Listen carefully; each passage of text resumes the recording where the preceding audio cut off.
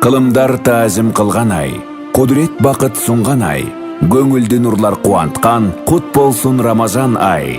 Эселеп берилген сооптордун ээси болуңуз. 24 ТВ жана Маралдан орозо кебин угуңуз. Күнүгө куттуу орозо программасы. У нас есть хорошая новость. Кинотеатр «Кызыл-Кыргызстан» вновь будет возведен. Строительная компания «Бурана Грант» в 2019 году на пересечении улиц Жумабека и Алымкула Усинбаева начала строительство жилого комплекса «Бурана Пэлас», внутри которого и будет расположен легендарный кинотеатр. Главным партнером по строительству является компания «Эмарк Групп».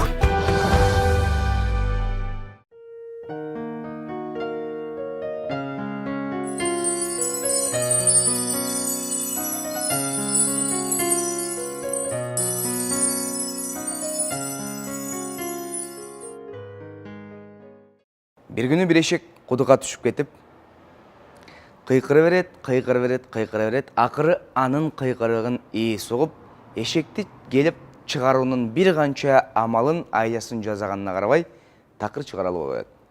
Akırı eşegim de kartaydı, жаңы eşek alat elem. Oşo эле учурда кудуктудагы көмүшүм керек эле деп, эки иштен бир иш жасайын деп кошуналарын чакырып келет дагы, жанагы кудукту көмө баштайт. Eşek avalды түшүнүп унчукпай туруп калат.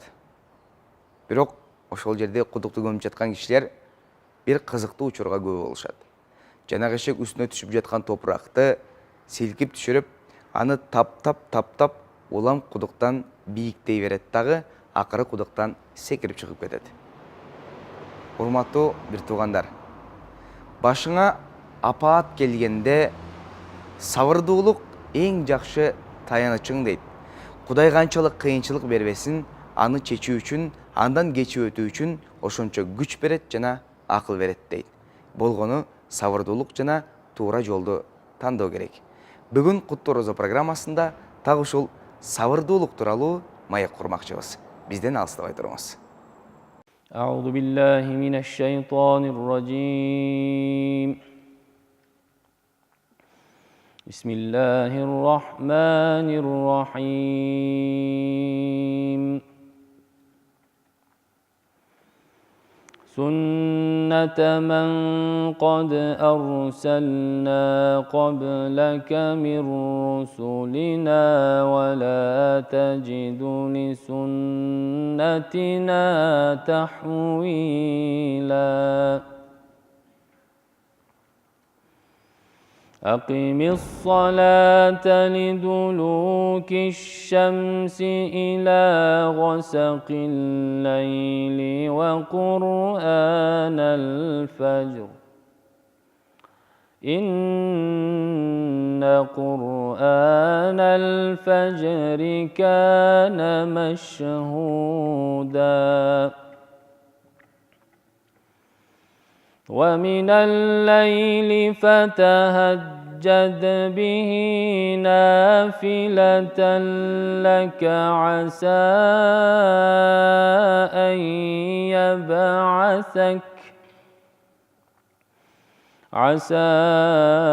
أن يبعثك ربك مقاما محمودا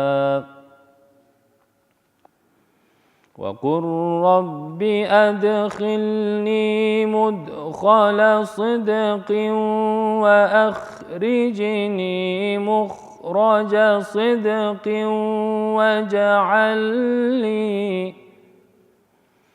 واجعل لي من لدنك سلطانا نصيرا وقل جاء الحق وزهق الباطل إن الباطل كان زهوقا صدق الله العظيم.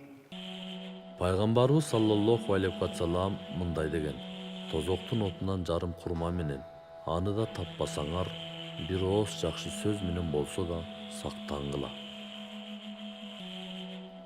Алланын элчиси саллаллаху алейхи вассалам мындай деген: төмөнкү 4 түрдүү жорук кимде болсо, ал нагыз эки жүздүү.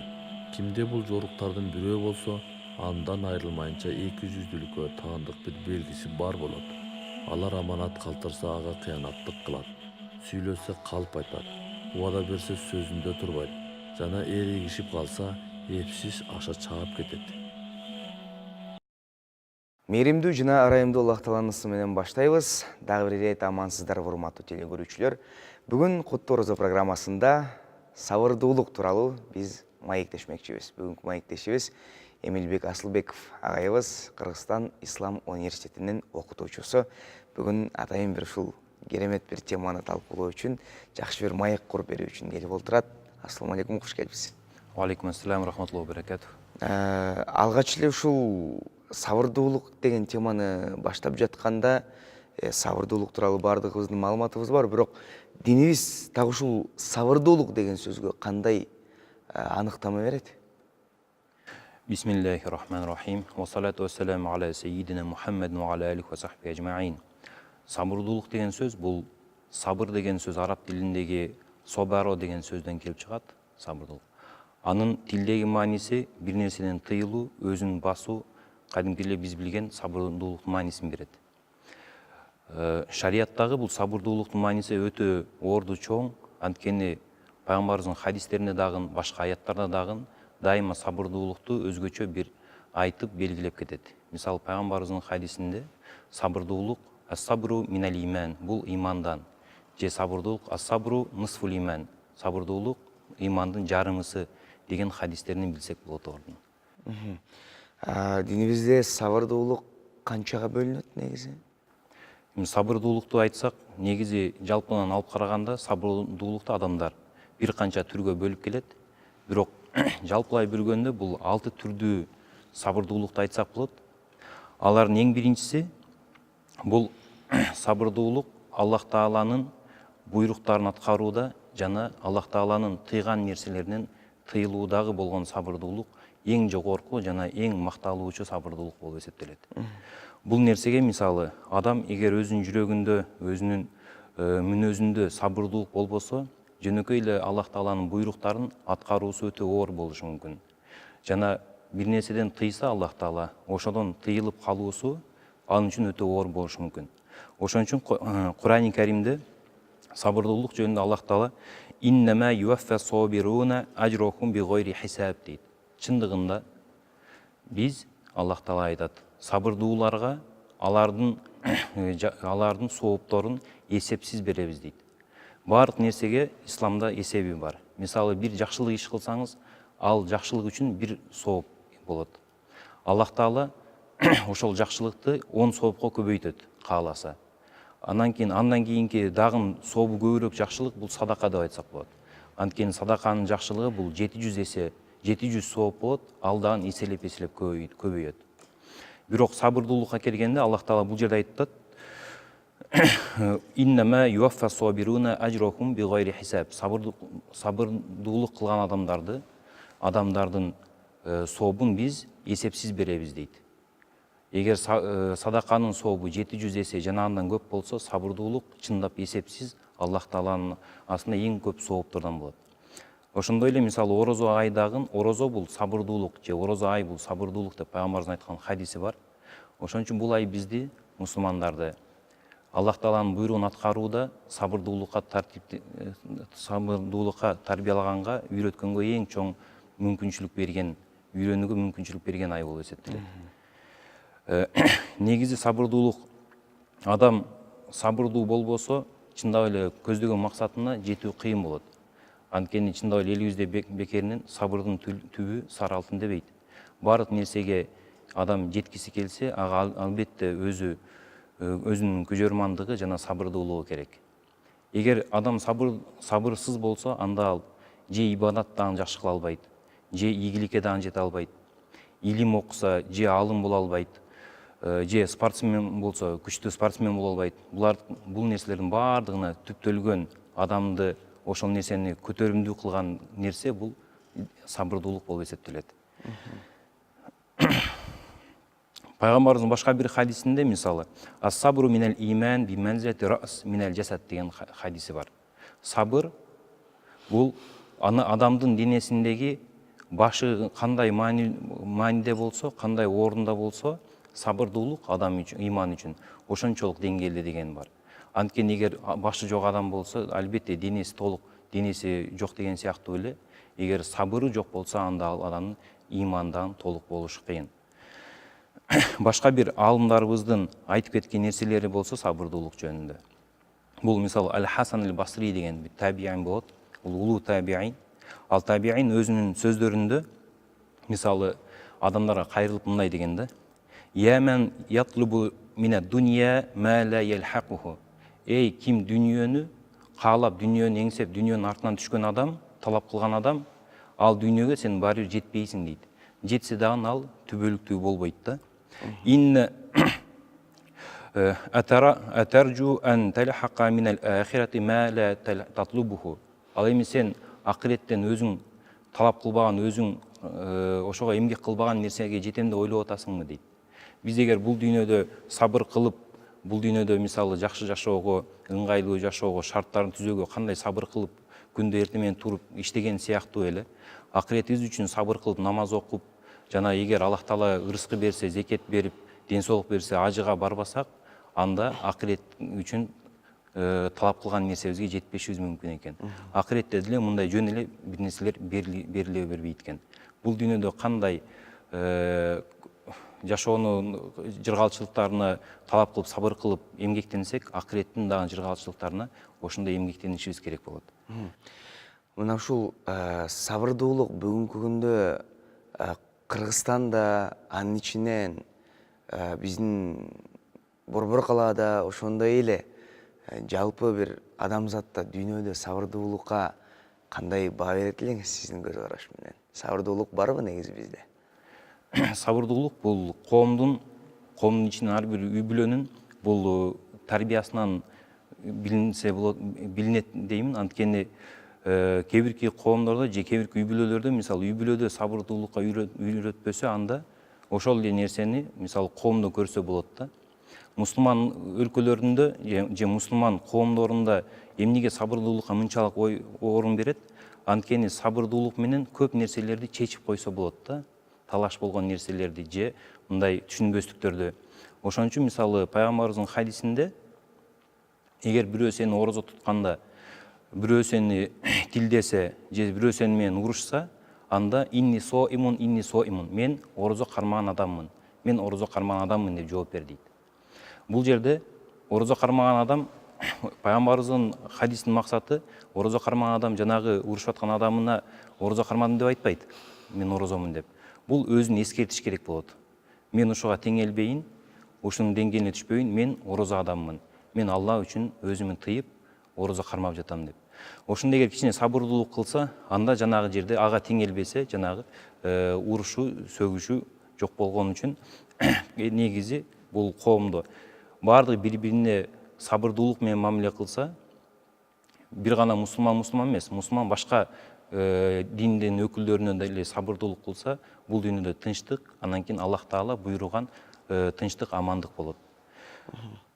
Сабырдуулук бул баардык жакшылыктын ачкычы дейт эмеспи? Баягы сабыр кылып, намаз окугула, жараткандан сурагыла, сөзсүз сага жакшылык менен кайтат деп пайгамбар саллаллаху алейхи вассалам айткандай, негизи эле адамзаттын жашоосун өзү сабырдуулук коштоп жүрөт экен да. Адам төрөлгөндөн баштап ошо баланы өзгөчө тарбиялоодо, баланы эне канчалык 9 ай көтөргөнү, жарык дүйнөгө алып келгенде, түнү бою уктабай ак сүтүн бергенде, канчалык ыйласа көтөрүп жүргөндө, башка бир нерсени сааттап көтөрүп жүрө албайсың, бирок эне баланы колунан такыр таштабай ушунчалык бир сабырдуулук менен чоңойтот экен да. Бирок бала тарбиялоодо сабырдуулук кичине азайып кеткен учурлар, балага өтө корс мамиле кылып, балага аябай бир оор залал келтирип алгандар дагы жок эмес да. Бул жерде ушу бала тарбиялоодогу сабырдуулук тууралуу дагы бир айтып берсеңиз, канчалык бир маанилүүлүгүн? Сабырдуулук негизи бала тарбиялоодо гана эмес, баардык нерседе сабырдуу болуш керек болот. Ошонун эң негизги биринчи көрүнгөн нерсеси бул албетте бала тарбиялоодо болот. Анткени адам ошол баланы бала катары кабыл албаса, анда албетте анын кылган нерсеси орунсуз болуп калат. Аллах Таала бекеринен баланы балагатка жеткенге чейин көп өкүмдөрдү баладан мисалы алып койгон. Кичинекей бала намаз оку деп талап кылмайт, мисалы орозо карма деп талап кылмайт. Анткени Аллах Таала адам жаратканда эч нерсени мындай илимсиз кылып жаратат экен төрөлгөндөн кийин. Анан барып жанагы адам өзү калыптана баштайт экен. Ошол калыптанган учурунда адам Аллах Таала эгер жеңилдик берип жатса, жанагы балага акыл эс толо элек, көп нерсени биле элек, үйрөнө элек деп жеңилдик берип жатса, ал эми өзүнүн атасы баласын тарбиялаганда кылган катачылыктарга же бир нерсени ката кылып алса, туура эмес кылып алса, ага ачууланып кереги жок болот да. Анткени бекеринен Аллах Таала ал жаш балдарды мисалы өзүнүн эркеси кылып же ошолорду өзүнүн буйруктарын талап кылган эмес, аткар деп. Балага ачууланып негизи ачууланчу нерселер болот, анан ачууланбачу нерселер болот. Эгер ачууланчу нерселер качан пайда болот, качан бала акыл эсиге толуп, жанагы өзү жаман менен жакшыны биле баштаганда. Бирок ачууланганда дагы ал ошолорну кылып койгондугу үчүн ачууланбай, жанагыны тарбиялаш үчүн же үйрөтүш үчүн айтса болот балага. Бирок жаза катары аны жазалоо кайра эмеде динибизде туура эмес болуп калат. Мына ушул бала тарбиялоодо сабырдуулуктун маанилүүлүгүн ачыктап айтып бердиңиз. Ошол эле учурда сабырсыз болуп балага көбүрөөк зыян келтирип койгондорду жогоруда бир баштадык эле. Мына ошол сабырсыз болуп балага туура эмес тарбия бергендер, баланы уруп койгондор, балага кыйкыргандар, сөгүнгөндөр бар. Алардын өкүмү кандай болот дейсиз? Алардын өкүмү албетте башка адамдарга кандай болсо ошондой болот. Исламда ар бир адамдын өзүнүн укуктары корголот. Жаш бала мисалы өзү бир нерсени милдеттүү болбосо дагы, бирок анын бир нерсеге акылуу болгон укугу бар жаш баланын. Ошон үчүн ал жакшы үй бүлөдө чоңою же жакшы мамиледе көрүү укугу бар. Ошон үчүн шарият мисалы башка адамды, чоң адамды кандай урушкан же сөккөн, тилин тийгизген, кол тийгизген арам болсо, ошондой эле өзүнүн баласына дагы ошол өкүм кетет. Жанагында айткандай эле, эгер ал тарбиялык иретинде болбосо, мисалы жөн эле ачууланып же уруп жанагыны баланы же тилдеген болсо, ал бала өзү чоңойгондо ошондой тарбияны көрсө, кийин ал чоңойгондон кийин жакшы бир ата болуп же коомго жакшы бир пайдасын тийгизет деген кыйын. Ошон үчүн үй бүлөдө кандай бир эмеде чоңойсо, кандай бир аурада чоңойсо, кийин деле ошондой нерсени мисалы башкаларга бере алат.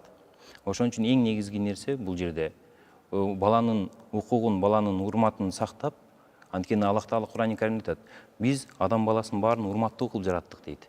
Урматтуу кылып дегенде ал жерде мусулманбы, мусулман эмеспи, же жаш балабы, чоң кишиби айырмасы жок. Адам кылып Аллах Таала аны жараттыбы, анын сөзсүз урматын өзүнүн ордуна коюш керек болот. Ал эми аларды жанагындай каттуу уруп же сөгүп тилдеп, аларды туура эмес орой мамиле кылган, бул албетте шариятта туура эмес, шарият буну тыйган нерсе болуп эсептелет. Мына ушул сабырдуулук темасын талкуулап жатканда үй бүлөдөгү сабырдуулук тууралуу кеп козгобой туура эмес болуш керек, себеби коом негизи үй бүлөдөн куралып, үй бүлө менен уланат эмеспи? Анан тилекке каршы үй бүлөдөгү ушул сабырсыздыктын айынан балким үй бүлөдө көптөгөн чыр-чатактар, көптөгөн эки жолго түшүүлөр, көптөгөн бир ызычуулар так ушул үй бүлөдөгү сабырсыздыктан болуп жаткан болуш керек да. Анан ушу үй бүлөдөгү сабырдуулукту орнотуу үчүн эмне керек? Үй бүлөдө сабырдуу болуш үчүн албетте биринчи Аллах Тааладан, негизи эле сабырдуулуктун башы Аллах Тааладан коркуу деп айтсак болот да. Анткени Аллах Тааладан коркуп, өзүнүн ордун билген адам, жана өзүнүн башкалардын ордун билген адам албетте башкаларга мындай өзүнүн зыянын же ачуусун же чыдамсыздыгын көрсөтө албайт. Анткени мисалы пайгамбарыбыз жана жаш балдарга болгон сабырдуулук жөнүндө айта кетсем, пайгамбарыбыздын колунда Анас ибн Малик деген улуу сахаби чоңойгон. Ал 10 жаш кезинде энеси келип, башка берерге эч нерсе жок болгондугунан белеги. Менин белегим ушул балам сага кызмат кылсын деп пайгамбарыбызга берген. Анан Анасты Унейс деп атап койчу пайгамбарыбыз. Ошондо Анас ибн Малик айтат, мен бир нерсени жумшаса пайгамбарыбыз, анан барып жаш балдар менен ойноп кетип унутуп калыпмын жанагы жумшаган нерсени кылганга дейт да. Анан кийин кайра келгенде эмне болду дегенде кайра эстеп барып ошол нерсесин кылган. Пайгамбарыбызга 10 жыл кызмат кылдым, бирок бир дагы жолу мени бир нерсени туура эмес кылып койсоң, эмнеге туура эмес кылдың? Же бир нерсени кылбай койсоң, эмнеге кылбай койдуң деп эч качан мени тилдеген эмес деген нерсе бар да, хадис бар. Бул Анас ибн Малик ошондо ушунчалык жанагы пайгамбарыбызды сагынган, өзүнүн атасы болбосо дагы, мисалы мамилесинен пайгамбар болгон үчүн ушунчалык сагынып, мен пайгамбарыбызды эстегенде жанына баргысы келип ыйлаган да. Анан жанына барып алып, жанагы кичинекей бала окшоп мен мына сенин унейсиңмин, эй пайгамбарыбыз деп эркелеп бармакмын дейт да. Ушунчалык жанагы пайгамбарыбызды сүйгөн адамдын өзүнүн тарбиясынан жана пайгамбарыбыз көрсөткөн, пайгамбарыбыз албетте бардыгыбыз үчүн бул кудва хасана, жакшы бир өрнөк, жакшы бир мисал. Эгер пайгамбарыбыздын адеп ахлагындай болгон, пайгамбарыбыздын жүрүм турумундай болгонго аракет кылсак биз, албетте бардык нерсенин жакшылыгы ошонун артында болот деп ишенсек болот да. Ошондой эле үй бүлөгө болгон мамиледе мисалы. Үй бүлөдө азыр эмнеге көп чыр-чатактар же ажырашуулар эмнеге көп болушу мүмкүн? Анткени ортодо ошол сабырсыздыктан болот. Көбүнчө эле бул жерде негизи адам Аллах Таала эркек адамга аялдан караганда көбүрөөк ор басырыктуулукту берген да. Андан кийин Кур'ан Каримде Аллах Таала айтат, силерди мен эркектерди каввамун, аялдарыңарга же үй бүлөңөргө башчы кылдык дейт. Демек эгер эркек өз ордун билсе, анда аял өзү эле бат эле өзүнүн ордун таап алат да. Ошон үчүн кандай бир чыр-чатактар чыкса, ошого сабыр кылып койсо, көп нерсе андан ары уланбашы мүмкүн. Алымдардын айткандагы бир жакшы сөзү бар. Кеңеш бергенде үй бүлөлөргө мындай деп кеңеш берет да. Эгер уккан адам болсо, мисалы, таң калышы мүмкүн, бирок алымдар айтат, силер зарыл болбогон нерсени сүйлөшпөгүлө деп айтат да. Чындап эле сүйлөшкөндө, мисалы, зарыл нерсени эле сүйлөшүш керек болот. Эгер ошондой болсо, анда көп жанагындай жөн сөз, бош сөздөр жок болуп, ортодон сөз чыгып туруп жанагы нерселер чыгат да. Анан тынч мындай жашоо болушу мүмкүн да. Бирок кээ биркилер айтышы мүмкүн, анда жөн эле экөө сүйлөшпөй эле отура береби деп. Кээде зарыл болуп калат, мисалы, жөн эле көңүл көтөргөн нерсени сүйлөгөнгө, же бир нерсени айтып бергенге, анан ошондой нерселерди, зарылган нерселерди сүйлөшсө, жана эгер кандайдыр бир чыр-чатактар болсо, экөө тең сабырдуулукту күтсө, анда албетте үй бүлө бул бекем, тынч үй бүлө болот да. Бирок айтыш оңой, аткарыш өтө кыйын эмеспи? Анан бардыгы көпчүлүк эле билет, ушу үй бүлөдө сабыр кылып койсок, азыр бардыгы өтүп кетет, сонун болот, абдан жакшы болот деген маалыматты бардыгы билишет, бирок аткарууга келгенде кыйын болуп калат. Ага эмне тоскоол болуп турат? Аткаруу негизи ошол кезде пайда боло калбайт экен да, сабырдуулукчу. Сабырдуулук ага чейин өзүн жанагындай өзүндө бир сыпатты пайда кылыш керек болот да, сабырдуулук сыпатын. Анын үчүн албетте могул Аллах Тааланын буйруган нерселерин аткарса, жанагы тыйган нерселерден тыйылса, мисалы, орозо деле ошого чоң бир себеп да, сабырдуулук болгонгочу. Анан өзү ошол нерсени мүнөзүнө киргизип алган болсо, андан кийин оңой болушу мүмкүн да. Бирок ага чейин ал мүнөзүнө киргизип алса, айтса айтпаса деле ошол нерсеге ишке ашырат. Бирок адам эгер өзү аракет кылып, өзүнүн нафсин тарбиялап, өзүнү ошол нерсеге сыпатка, ошондой сыпатталууга аракет кылбаса, анда айтып жүрсө айтып жүрө бериши мүмкүн.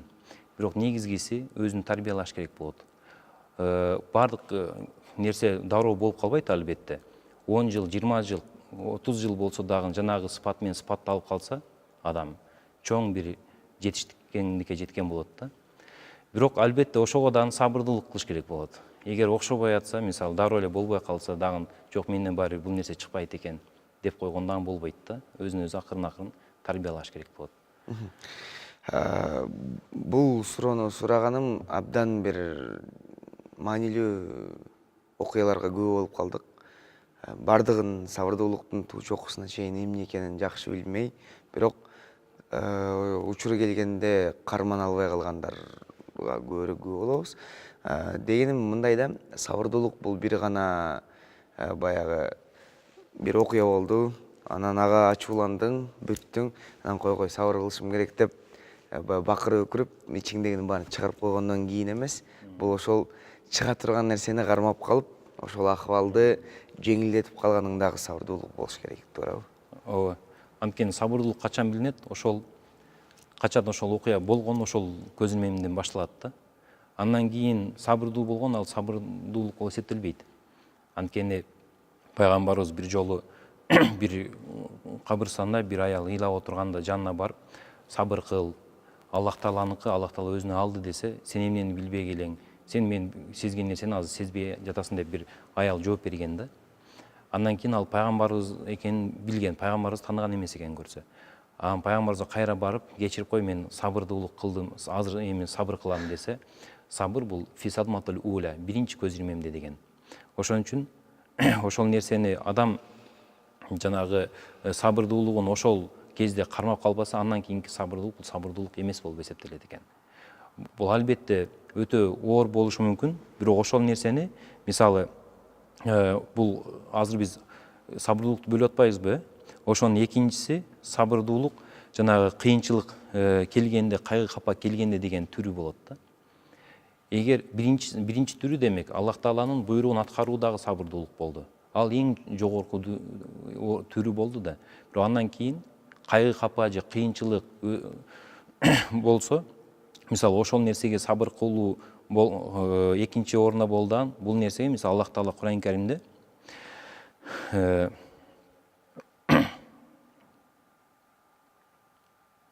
وَجَعَلْنَا بَعْضَكُمْ لِبَعْضٍ فِتْنَةً أَتَصْبِرُونَ. Биз силерге, бири-бириңерге сыноо кылып жараттык дейт силерди.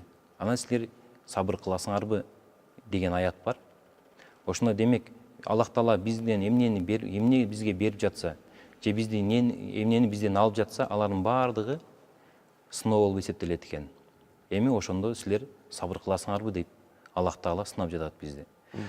Ошон үчүн биринчи көз илмемдеги жанагы сабырдуулук кылуу чыныгы сабырдуулук болуп эсептелет. Башка бир хадисте пайгамбарыбыз айтат да, Аллах Таала мындай дейт, бул хадисил кудси деп коет. Алланын сөзүнөн, пайгамбарыбыздын сөзү Кур'ан Карим эмес, Аллах Таала өзүнүн атынан айткан хадис, бул хадисил кудси болот да. Ошол хадисил кудсиде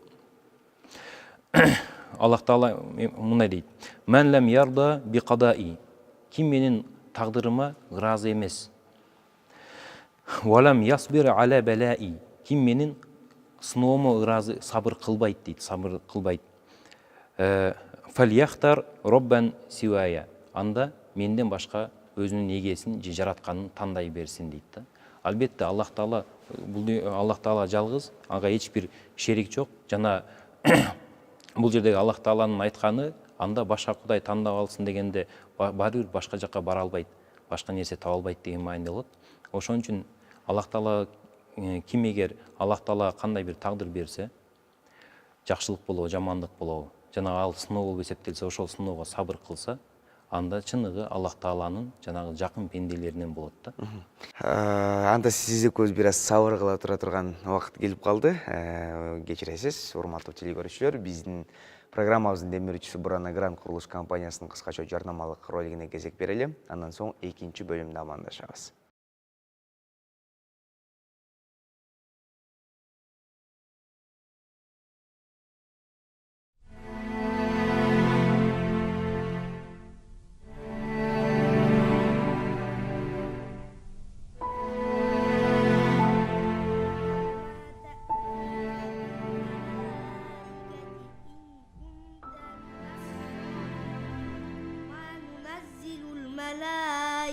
إلا بالحق وما كانوا إذا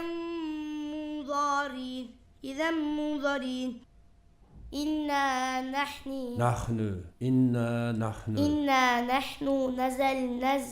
نزلنا الذكر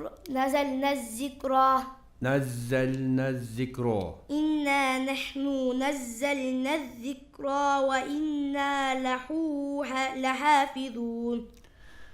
Жакшы балам, ушул окулган акыркы аятта Алла Таала Куранды биз түшүрдүк. Аны биз гана сактайбыз деп атат, түшүндүңбү? Жакшы балам. Жаттай беришиң керек. Дагы окушуң керек. Анан Куран жаттап атканыңды эч кимге айтпа балам. Макулбу? Макул ата. Орозо кармаганыңды да айтпагын. Орозо кармагандагы. Айтпа балам. Заман ушундай азыр. Кудайды ооз калгандан да коркуп турган чак. Эс ал балам, эртең мектепке барасың. Кечинде аксакалдар келишеби? Тарава намазын окуйбузбу? Келишет. Иншаллах. Тарава намазында окуйбуз. Оозду бизкинен ачаталар. Бараба эс ал балам. Макул ата. Elhamdülillahi Rabbil alemin. Ar-Rahmanir-Rahim. Maliki yevmiddin. İyyake na'budu.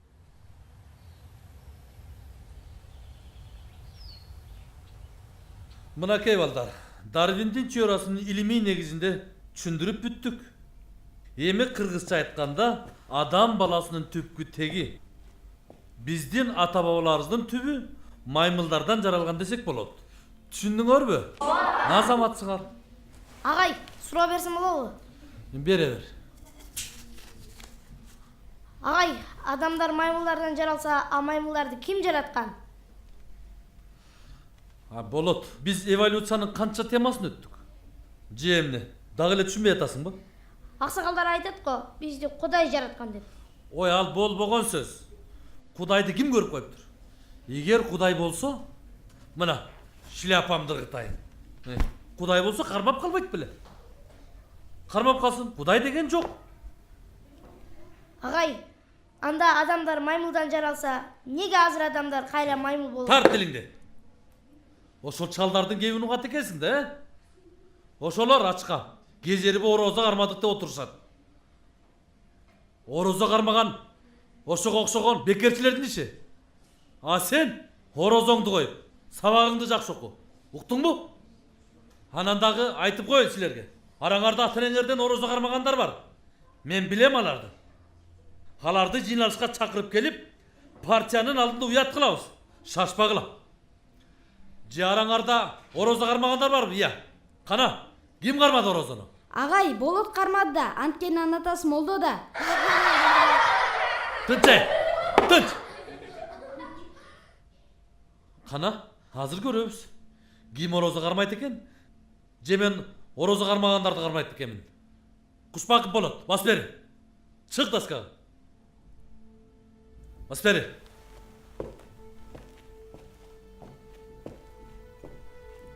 Ич мынау сууну. Агай, ичпей эле коеюнчу. Эмнеге ичпейсиң? Агай, бузбай эле коеюнчу. Күнөө болот агай. Алда атам, Жок агай, ичпейм. Берек бас. Ич. Чүр калды. Ич деп атам. Жок. Каяшаны кайдан үйрөнгөнсүң сен, я? Жок, Ич деп атам. Ичким келген жок, агай, ичпей эле коеюнчу. Керек болсо сен эмес, атаңдын да корозосун туштурам. Ич деп атам. Тарбиясы жок. Кушпаков. Сени. Мектепке жөнөтпөй, бутуңуз үлгүр.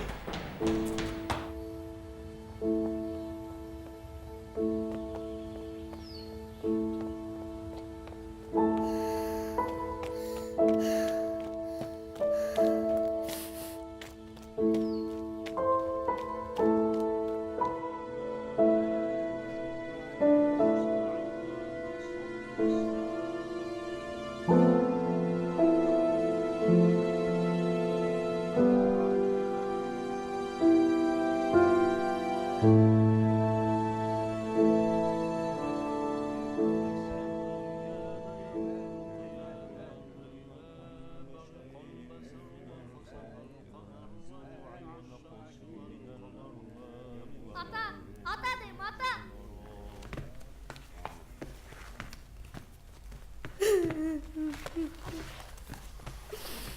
Эмне болуп кетти балам? Ата, агай мени кулагыма чоюп урушту. Кудай жок деди. Орозо кармайсың деп суу ичиришти, ата. Агай неге антет, ата? Болду. Аягым мугалим. Баламды бир аз ыза кылып койгон турар. Я, Дамбулла. Bir bala bol elekte üygele varıp iptar kılıp üygele varıp tarev okuydu. Koyak kendine aksakallar. Çok aksakallar. Antpenizde. O vakitte bolup kaldı. Savur kala turguzlar. Jiri koy bala.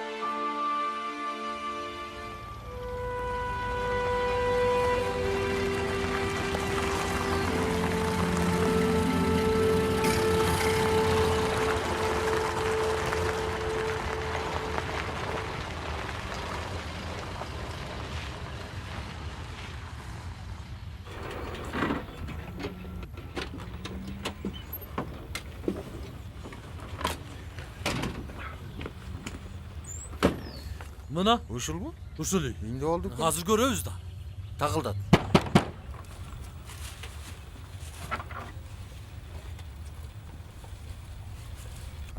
Salamatsın mı kuşbak koalım kol? Assalamu alaikum.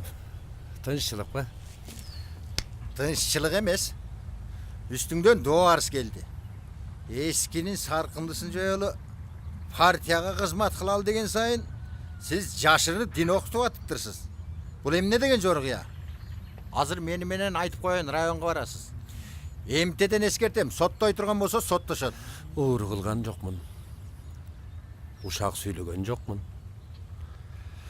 Başka günelerim bolsa boynum alayın. Anken jok dep koyot.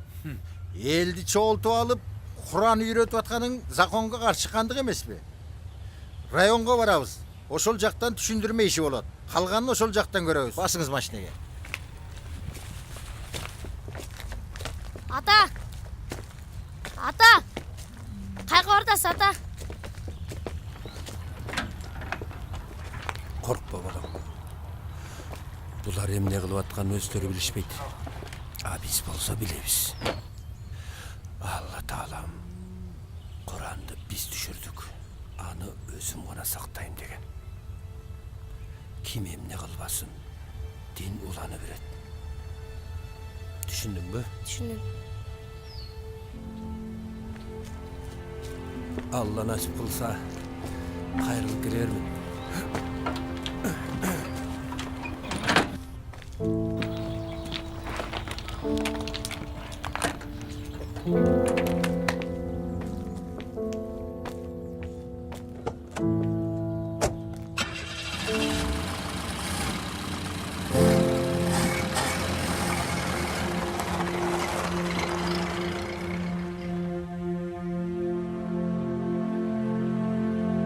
O Allah, sen düşürgen Kur'an'da senin sözünde okuyalmay kaldık. Kur'an'da jattap, Kur'an'a hizmet kıla almadık. Yaratkan Allah, bizdi geçire gör, kolumuzdan gelgen yok. Közübüz ötüp ketse senin sözünde okuyturgan zamandı bere gör.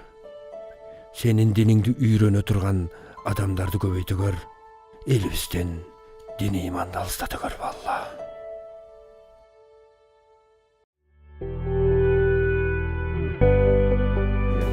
Кроме кинотеатра, в жилом комплексе Бурана Пэлас для горожан будут доступны летняя терраса с панорамным видом, детская игровая площадка в свободной от автомобилей зоне и двухуровневый подземный паркинг, оснащенный датчиком контроля состояния воздушной среды и пожарной сигнализацией. Жилой комплекс Бурана Пэлас – это престиж и высочайший уровень комфорта современной жизни рядом с историей.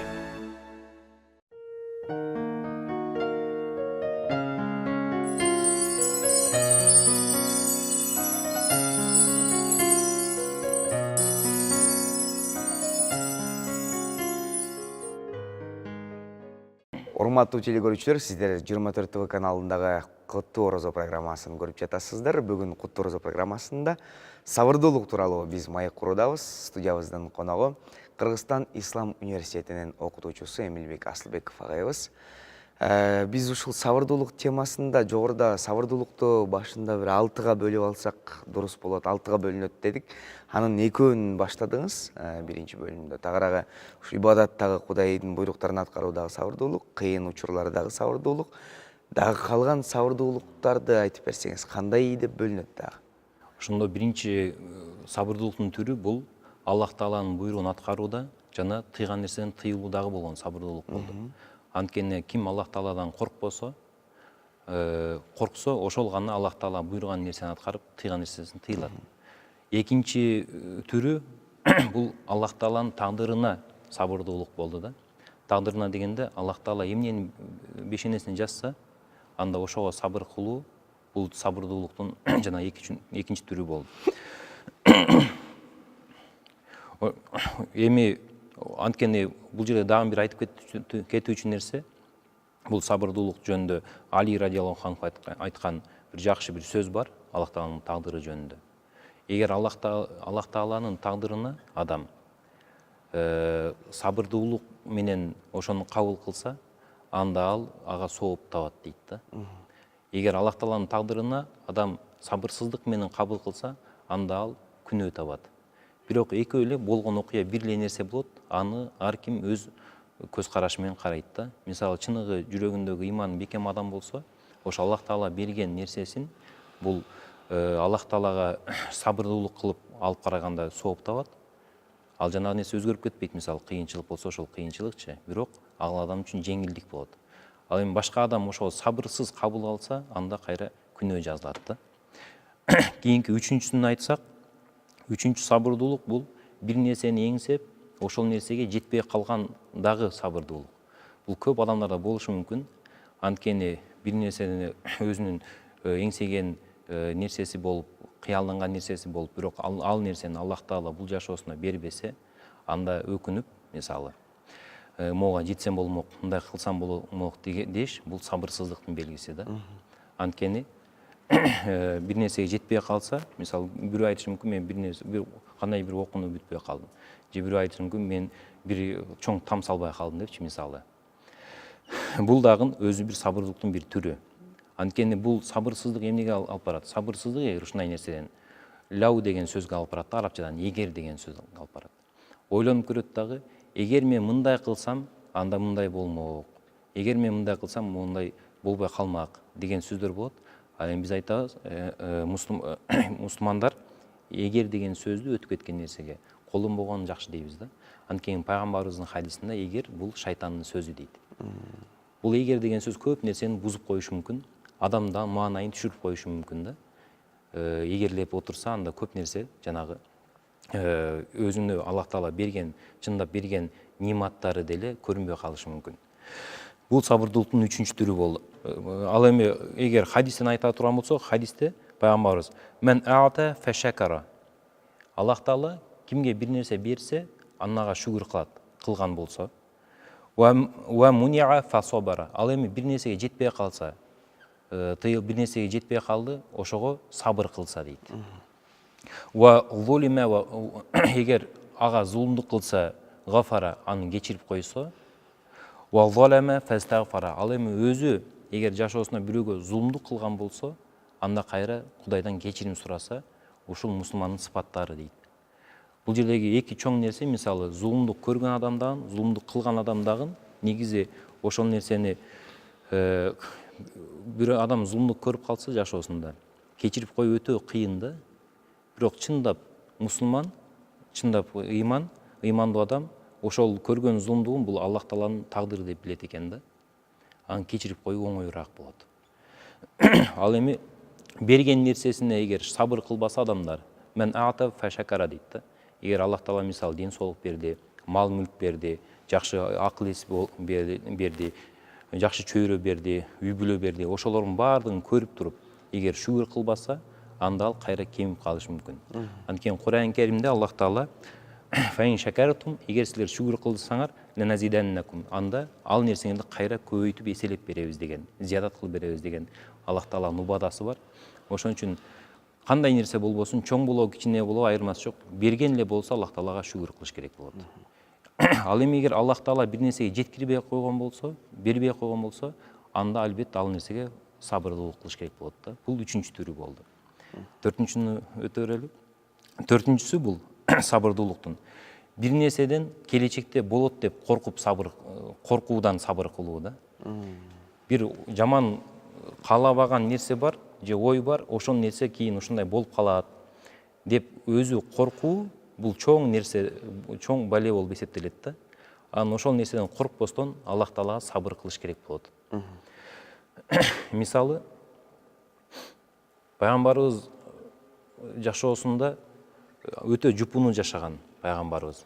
Жөнөкөй жашаган, анан бай жашаган эмес да, кедей жашаган. Бирок пайгамбарыбыздын көп дубаларында Аузу бике минел факр деген дубасы бар. Аллахым, сенден мен ушу кедейчиликтен баш калкалап амандык сурайм. Кедейчиликтен сакта деген дуба бар да. Демек пайгамбарыбыздын кедей болуп жашаганы, жупуну жашаганы бул анын мажбур жашагандыгы эмес, анын ыктыярдуу жашаганы болуп эсептелет да. Бирок эмнеге пайгамбарыбыз ушул кедейчиликтен сактоо сураган десе, бул жердеги мааниси кедейчиликтен коркуудан сактоо сурайт да. Анткени канчалаган байлар бар, ошол байлардын баары бир бай экенин билбейт, жыргап жашай албайт да. Аллах берген ниматына жыргап жашай албайт. Эгер алардын жүрөгүндө ошо ниматты жоготуп коем деген коркунуч болсочу. Ошон үчүн пайгамбарыбыз мисалы аузу бике минел факр, кедейчиликтен сактоо сурайм дегенде, кедейчиликтен коркуудан сактоо сурайм. Ошо мусулман адам эгер бүт баардык мал мүлкүн жоготуп алса, эч нерсеси калбай калса, башкаларга окшоп, мисалы өзүн өзү өлтүрүп алганга деңгээлге барбайт да. Анткени мусулман адам бай кезинде дагы коркпош керек кедейчиликтен. Кедей болуп калганда деле мисалы ошого сабыр кылыш керек болот да. Демек, бир нерсенин болуп кетүүсүнөн коркуудан сабыр кылуу бул төртүнчү түрү болду. Ал эми бешинчиси, эгер бешинчи сабырдуулук бул Аллах Таала эңсеген нерсесине жеткирип койсо, аны жыргап жана учуп кетпей, ошондо дагы сабырдуу болуу, ал дагы өзүнчө бир сабырдуулук болуп эсептелет экен да. Деп секирбей. Анткени Аллах Таала бир нерсени чындап эңсеген нерсесин канча жылдан бери эмгек кылган нерсесин берди. Бирок бергенде ошол кезде учуп кетсе, өтө сүйүнүп кетсе, мисалы кээ бирки адамдар бар, кээ бирки адамдар мисалы бөйрөгү ооруган болсо, мисалы, анан канча 10 жылда бөйрөгү ооруган, анан ал адамды жана Аллах Таала шыпа берип, эгер донор болуп алмашып койсо, анан сүйүнгөнүн мисалы жүрөгү кармап калгандар бар да. Бул дагы сабырдуулук, жанагы сабырдуулуктун ушу 5-чи түрү болуп эсептелет да. Аллах Таала берди, ошол берген нерсесине сабыр менен кабыл алуу, сабыр менен жанагы нерсени жашоо, бул көп нерсеге жанагындай жол ачат экен да. Анткени пайгамбарыбыз дагы бир хадисинде ас-сабру дия дейт. Сабыр бул жарыктык дейт да. Эмнеге жарыктык дейт дегенде, жакшы нерсе болгондон кийин адам өтө сүйүнүп кетсе, анда көп нерсени өзүнүн айран калганынан, баягы таң калып өтө сүйүнүп кеткенин көрбөй билбей калышы мүмкүн экен. Ал эми жакшы нерсе жетсе дагы адам сабырдуулук кылса, ошол сабырдуулук жарык берүүчү нерсе деп коет, шола деп коет да. Сабырдуулук жана өзүнүн шоласын берип, өзү байкабай калган чындыктарды же башка нерселерди байкап көрүп коюшу мүмкүн экен да. Ошонун артынан же бул эмне мындай болуп атат депчи. Ошон үчүн мусулмандын чындыгы жана сыпаттарынан болгон Аллах Таала бир нерсени берсе дагы ага жанагындай сабырдуулук менен кабыл кылот. Алтынчысычы? Алтынчысы ушунун эми тетириси. Эгер Аллах Таала бир нерсени адам өзү каалабаган, билген ошол болот деп. Ошону бирок каалаган эмес, ошол болуп калды. Ошол болуп калган нерсеге сабыр кылуусу бул алтынчы түргө болот.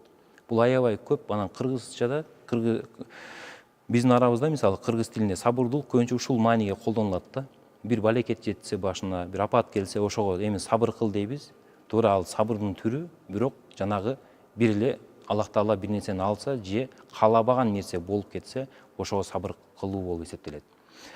Бул нерседе сабырдууда Аллах Таала Кур'ан Каримде «Васбир аля ма асабак. Инна залика мин азмил умур». Сен сага келген, душар болгон нерсеңе сабыр кыл, чыда. Бул чоң нерселерден дейт да. Демек, мусулмандын жашоосунда эмнеге туш болсо, кандай бир оорчулук, кыйынчылык нерсеге душар болсо, ошого сабыр кылыш керек болот. ошол менен Аллах Таала бизди сынайт. Ал эми пайгамбарыбыздын хадисинде ан туамила Аллаха биррида вал яқин. Егер кааласаңар, колуңан келсе, Аллах Таалага ыраазычылык жана ишеним менен мамиле кыл дейт да. Ал кандай болот десе, мисалы Аллах Таала бир өтө жакын адамды же өтө жакшы көргөн, байланган нерсени Аллах Таала алып койду.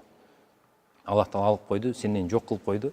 Ошо кандай мамиле кыласың десе, ошолго Аллах Тааланын тагдырына ишенип, жана сенде Аллах Таала жакшылык үчүн ушул нерсени кылды деген ишеним болуу, бул чыныгы олиялардын даражасында. Олия дегенде Аллах Таалага жакын адамдардын даражасы. Анткени эгер чындап олия, Аллах Таалага жакын адам, Аллах Таала кайсы абалга таштап койбосун, аны ыраазы болот да. Өтүкчү кылып жаратып койду, мисалы, үй бүлөсүнө өтүкчүнүн баласы экен, өтүкчү болуп өзү чоңойгондо. Анда ошону өтүкчүдөй кабыл алуу, анткени Аллах Тааланын тагдыры экен бул. Өзү бир олиялыктын бир тепкичи да. Же Аллах Таала кең байлык берип койду. Байлык берип койду, бийлик берип койду. Бирок ошого сабыр кылуу жана Аллах Таалага ыраазы болуу, же бирөөгө муктаж кылып койду. Мисалы, колуна жок кылып койду да. Анан ошого сабыр кылуу, булардын баардыгын Аллах Тааланын каалоосу менен болуп атат. Бул менин тагдырым.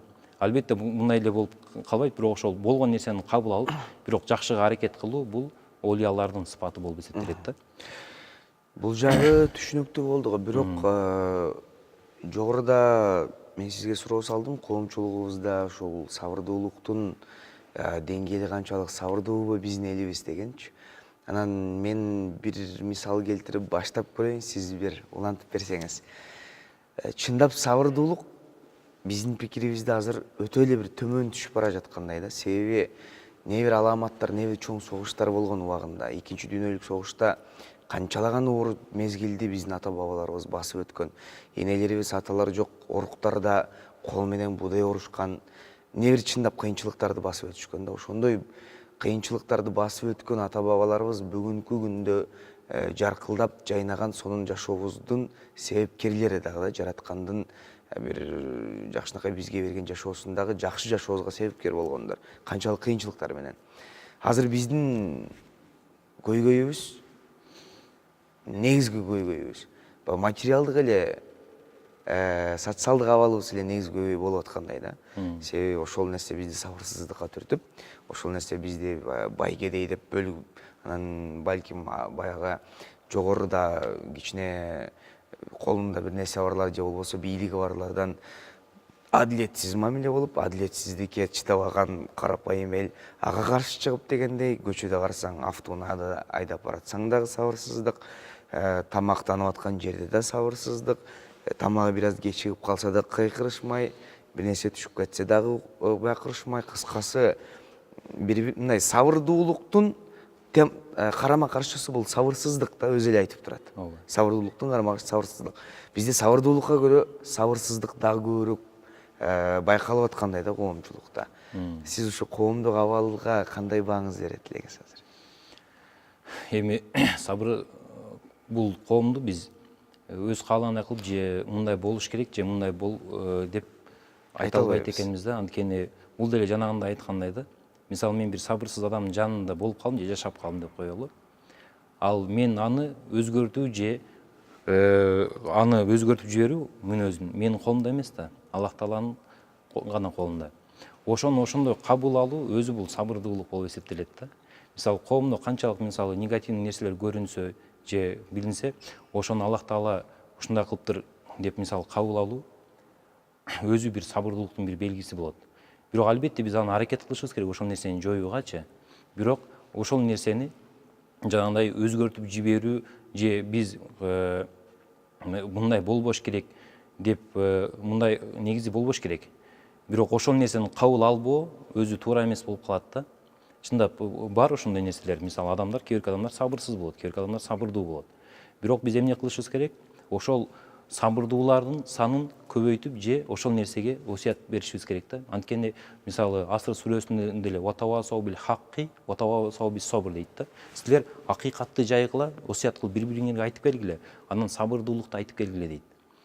бул нерсе биз жалаң эле жанагындай так илимдерди же гуманитардык илимдерди же өзүнүн азыр окуу программаларынын мисалы азыр кирип калбадыбы ыйман сабагы депчи же ошондой сыяктууларды жалаң эле илимге ошол тарбиялага маалыматка көңүл бура бербей адам ошону адам катары жанагындай түзөгөнгө дагы тарбияга дагы көңүл бурсак жакшы болот да мектептен баштапчы ошондо ватавасау бил хакки чындыкты айткыла жана сабырдуулукка үндөгүлө деген жана Аллах Тааланын буйругун аткарган болобуз.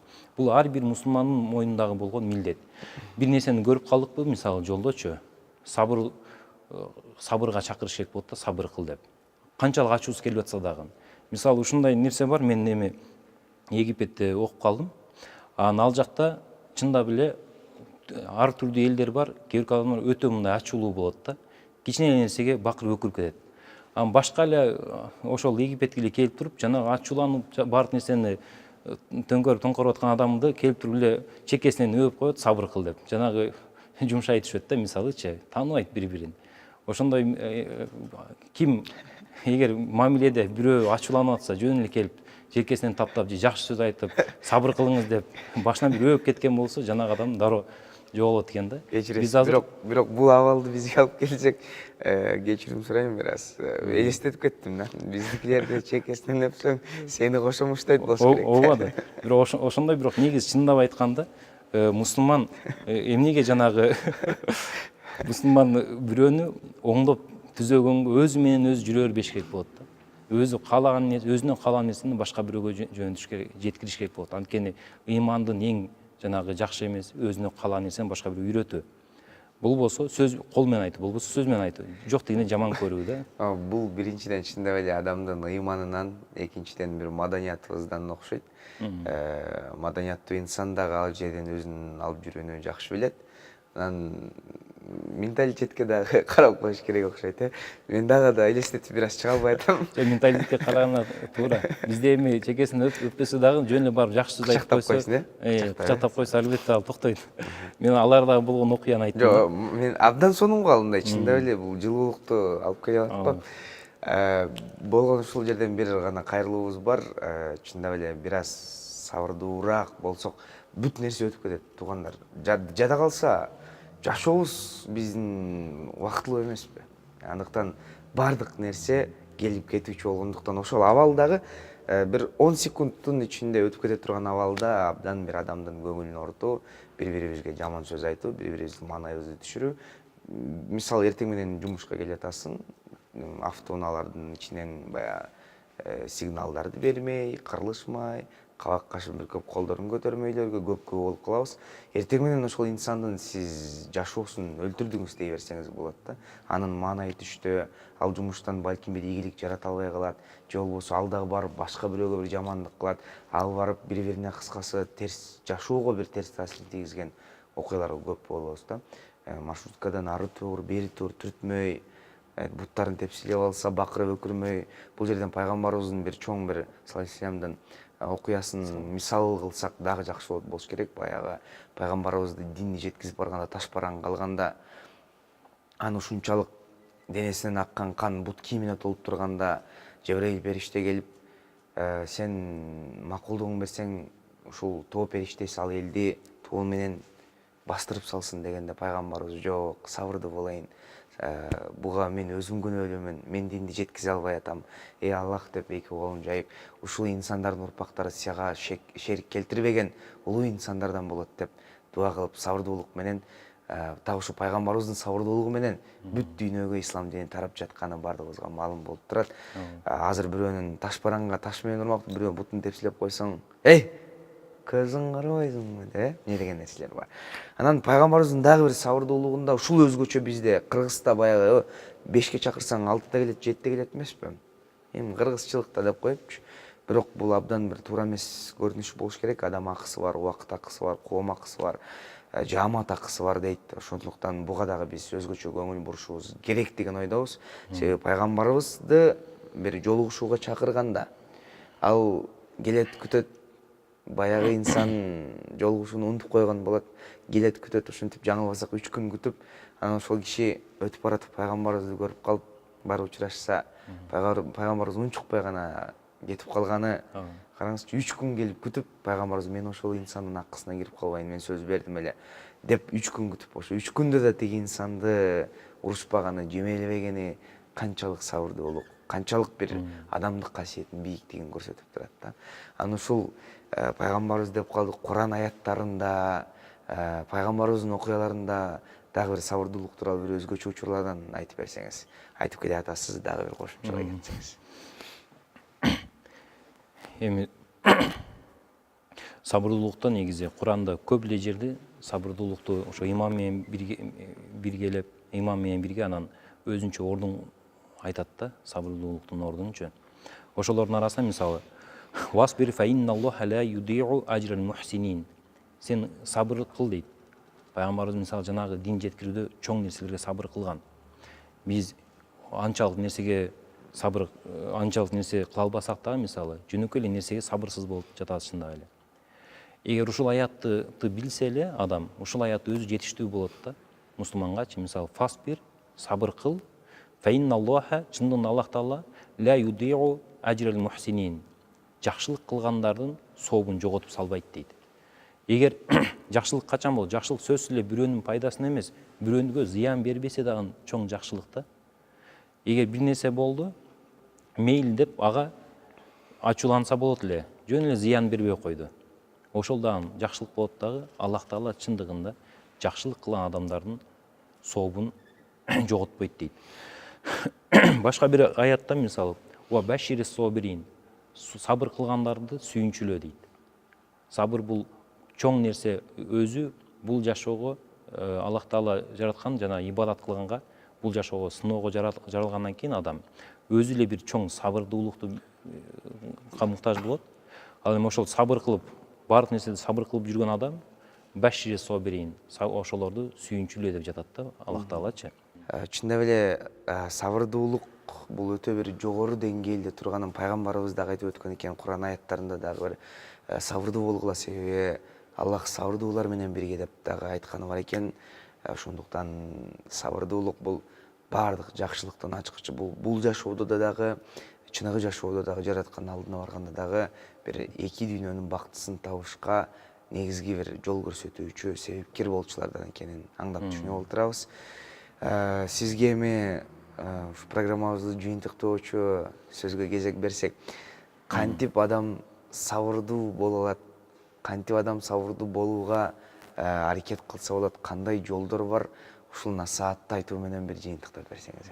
Өзүңүздүн дагы бир кеп кеңешиңиз жана элге кайрылууңуз болсун. Сабырдуулук болгон бул негизи адам сабырдуу болгусу келсе, ал жөн эле Аллах Тааланы сүйүп, пайгамбарын сүйсө, ошол нерсе чоң сабырдуулукту алып келет да.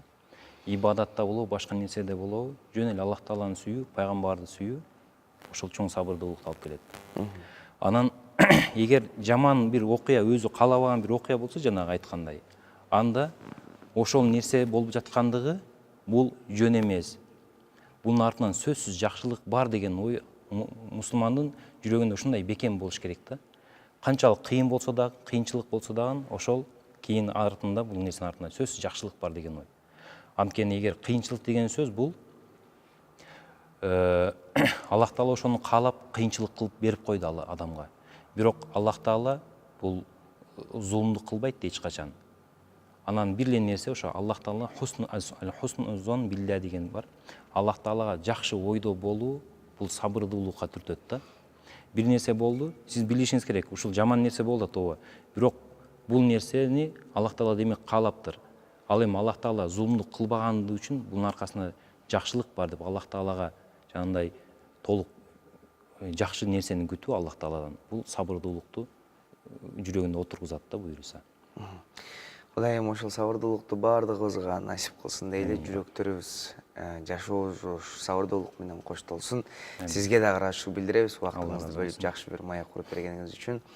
Урматтуу телекөрүүчүлөр, кадырлуу бир туугандар, негизи эле сабырдуулук бул сүйүү, сабырдуулук бул бакубат жашоонун, сабырдуулук бул эң бир сонун жашоонун булагы экени, эң бир ошол сонун жашоого ачкыч болуп бере турганы баардыгыбызга маалым. Бекеринен бабаларыбыз сабырдын түбү сары алтын деп айтпаса керек. Бул макалдын аркасында чыныгы жашоонун философиясы жатат. Андыктан сабырдуулардан бололу, бактылуу, жакшы инсан атка конолу. Саламатта туруңуздар. Аллаху акбар, Аллаху акбар. Allahu Ekber,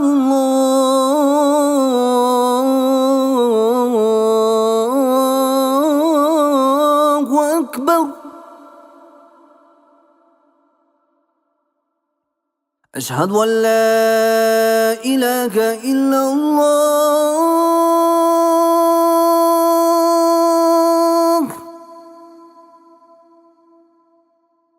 Eşhedü en la ilahe illallah.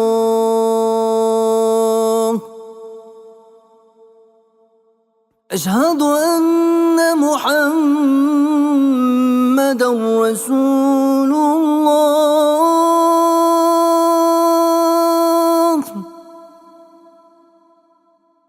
Eşhedü enne Muhammeden Resulullah.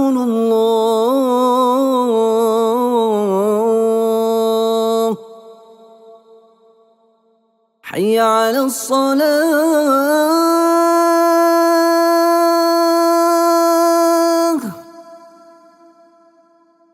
Hayya alas salah.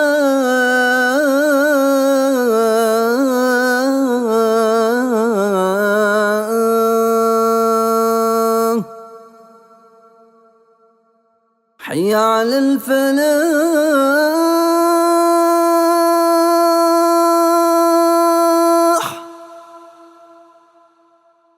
حي على الفلاح.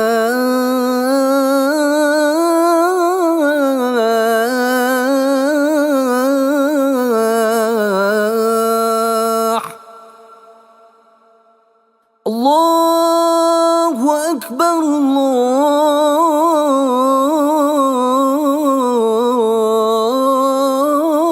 الله أكبر.